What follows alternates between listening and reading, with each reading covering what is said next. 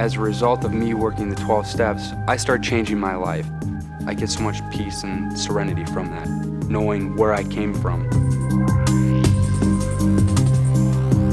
Co-occurring disorders is kind of a new word for something we used to call dual diagnosis. And what we meant by dual diagnosis is people that had more than one clinical issue going on at the same time, possibly a mood disorder such as depression and anxiety, as well as a substance abuse issue or a chemical dependency issue. I got diagnosed with post-traumatic stress syndrome, major depression, dysthymic disorder, eating disorder, and other kinds of addictions. So I had all these different issues that were presented to me as, here's your issues, you know? It seemed overwhelming, and I felt really, really screwed up. I was depressed, and then I had a clinical disorder.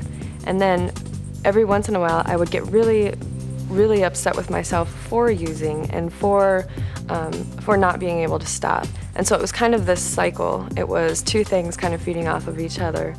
I definitely medicated myself with drugs a lot. It took me away from reality. It wiped away my depression, it wiped away my social anxiety, wiped away everything because, you know, you're on a constant trip and you don't know up from down. I didn't see myself being an addict or an alcoholic at first. It was real hard for me because of my age, and I guess I didn't have the desire to be sober. I didn't know what else to do with my life. You know, I've been partying my whole life. I've always felt powerless.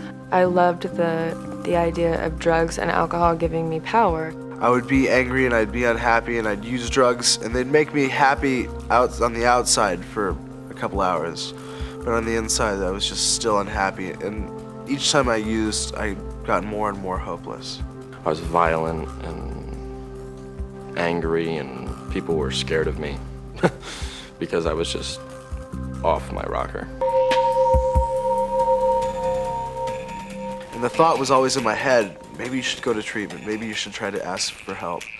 And I would just keep saying to myself, oh, I'll wait till it gets really bad. The more we learn about treatment for substance abuse as well as mood disorders or anything else, the more we realize that the sooner we catch it, the easier it is to treat it.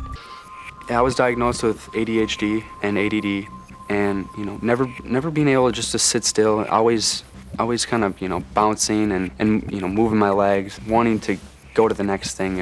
And today I'm still on meds and still working on that, and I definitely find myself struggling. Taking care of your mood is not going to take care of your substance abuse. Taking care of your substance abuse is not going to take care of your depression. You know, talking to a doctor, and he said, well, all the Prozac you're taking, you're completely counteracting it with your drinking. It doesn't make any sense. But I didn't care.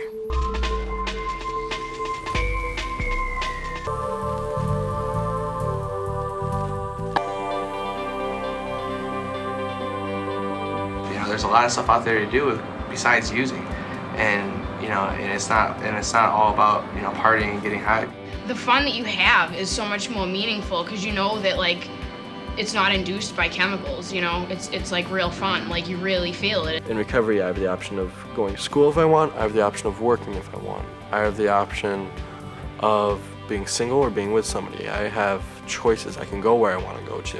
Whereas before, it was always, if I went somewhere, odds are I was looking to get drugs.